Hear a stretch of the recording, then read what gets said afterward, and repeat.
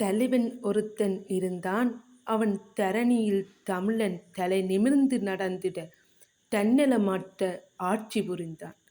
தறுதலையாகிப் போனோம் என்று வஞ்சகர் சூழ்ச்சியால் எம் நிலை மறந்து தமிழிழந்து பலமிழந்து இன்னும் பல பல இழந்து இழப்பதற்கு ஏதுமில்லா ஏழைகள் ஆகிப் போனோம். இனி எப்போது அவன் காண மீட்போம்? அவன் விதித்த நிலமதில் செழிப்புறும் பயிர் போல நாம் எப்போது அறுவடை காண்போம்? இனி எப்போது அவன் காணா மீட்போம்?